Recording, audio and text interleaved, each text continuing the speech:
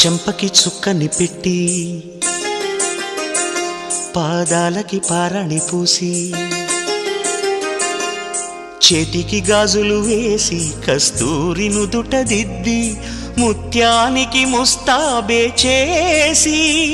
మా హృదయాలను బోయిలుగా మలచిన ఈ పల్లకిలో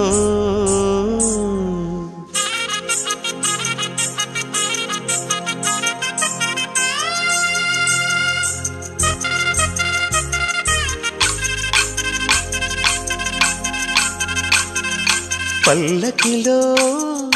పల్లకిలో పెళ్లి కూతురు రాణిలా ఉంది, మహారాణిలా ఉంది.